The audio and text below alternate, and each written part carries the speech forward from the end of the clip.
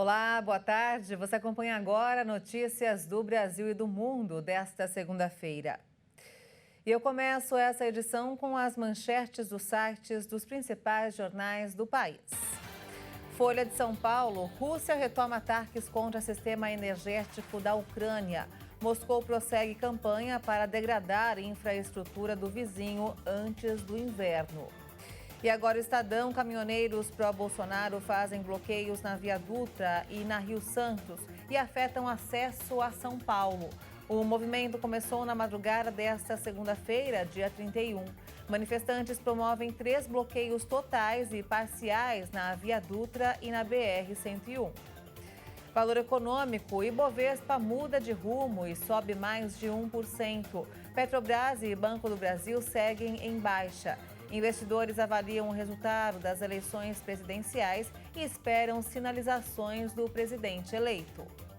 E por fim, o Globo: mortos em desabamento de ponte suspensa na Índia sobem para 137, incluindo 50 crianças. Cerca de 500 pessoas estavam no local quando os cabos que seguravam a estrutura cederam, fazendo com que ela caísse no rio. As eleições deste ano registraram um recorde histórico de governadores reeleitos. Mais da metade dos chefes do Executivo Estadual vão ser reconduzidos ao cargo no ano que vem. Em decisão histórica, 14 dos 27 governadores eleitos vão novamente ocupar os cargos no ano que vem.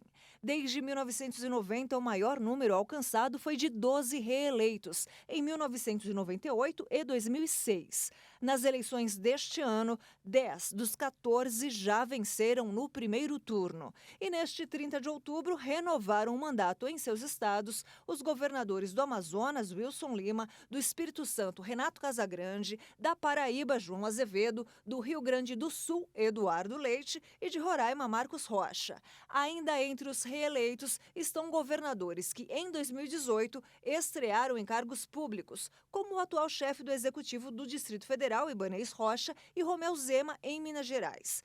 Ambos venceram no último dia 2 de outubro. Por outro lado, a eleição deste ano também colocou novatos no cargo mais alto da administração pública estadual. O ex-ministro da Infraestrutura do presidente Jair Bolsonaro, Tarcísio de Freitas, concorreu pela primeira vez e levou a melhor em São Paulo, o maior colégio eleitoral do país. E pela primeira vez em uma eleição presidencial, mais eleitores compareceram às urnas no segundo turno do que no primeiro.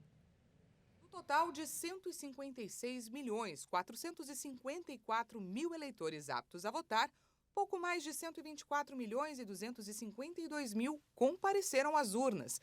O número equivale a 79,41%. Os votos válidos totalizaram cerca de 118 milhões e meio. Pela primeira vez em uma eleição presidencial, mais eleitores compareceram às urnas no segundo turno do que no primeiro. O percentual de eleitores aptos que deixaram de ir às urnas neste domingo alcançou 32.200.000.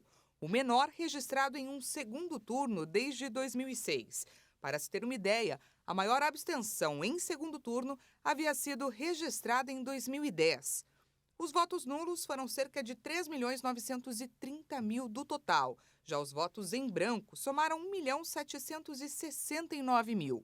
Os 3 estados com maior proporção de votos brancos, nulos e abstenções no segundo turno das eleições de 2022 foram Alagoas, Amazonas e São Paulo. Apesar de ainda altas, as proporções são bem menores do que nos 3 estados campeões em 2018: Minas Gerais, Rio de Janeiro e São Paulo. E a boca de urna e a tentativa de violação do sigilo do voto foram os crimes eleitorais mais registrados no segundo turno das eleições. O Ministério da Justiça e Segurança Pública registrou no segundo turno das eleições 308 ocorrências de crime eleitoral em todo o Brasil. Até o horário de encerramento da votação, foram flagrados 70 casos de boca de urna, 81 tentativas de violação de sigilo de voto e 33 ocorrências por desobediência da Justiça Eleitoral. Os valores apreendidos em dinheiro contabilizaram R$ 6.000. Também foram registradas 39 prisões e 5 ocorrências de compra de votos ou corrupção eleitoral. 2 em Santa Catarina, uma no Amazonas, Maranhão e outra no Paraná. No primeiro turno, a operação do Ministério da Justiça terminou com 1.378 crimes eleitorais, 352 prisões e R$ 137 mil em dinheiro apreendidos. A operação envolveu cerca de 500 mil agentes de órgãos como o Tribunal Superior Eleitoral, Polícia Federal, Corpo de Bombeiro Militar e Polícia Rodoviária Federal. Caminhoneiros e outros manifestantes bloqueiam hoje várias estradas do Brasil. O movimento é um protesto após o resultado das eleições de ontem. Caminhoneiros e outros manifestantes não aceitam o resultado do segundo turno da eleição realizado no domingo. A Polícia Rodoviária Federal informou que estradas de pelo menos 11 estados e do Distrito Federal registraram bloqueios desde a madrugada. Ainda não está claro se o movimento é espontâneo ou se conta com a liderança de algum grupo. De acordo com o Ministério da Infraestrutura, a Polícia Federal estava intervindo para liberar as estradas, mas ainda havia 47 pontos de obstrução. A concessionária Rota Oeste, que administra vias no Mato Grosso, informou que vários pontos do estado estão bloqueados por pneus queimados e veículos. Horas após a divulgação do resultado oficial, Bolsonaro não se manifestou sobre a vitória de Luiz Inácio Lula da Silva, que já foi reconhecida por instituições brasileiras e por vários líderes mundiais.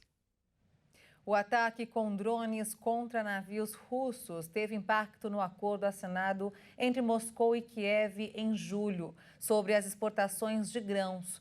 Hoje, o Kremlin colocou em dúvida a manutenção do pacto por não poder garantir a segurança da navegação de embarcações. Moscou disse que não pode garantir a segurança da navegação nessas áreas e, por isso, o acordo é difícil de ser colocado em prática. Várias embarcações carregadas com grãos ucranianos ainda navegavam em um corredor marítimo seguro nesta segunda, como parte do tratado assinado em julho entre Kiev e Moscou, mediado pela ONU e pela Turquia. O acordo permitiu o desbloqueio de exportações vitais para a segurança alimentar global. O presidente turco Recep Tayyip Erdogan disse que vai continuar a trabalhar em defesa do documento assinado em julho. Como se sabe, cerca de 1/3 da produção mundial de trigo é feita pela Rússia e pela Ucrânia. Vocês são as testemunhas mais próximas de nossos esforços para entregar esse trigo aos países que enfrentam a ameaça da fome.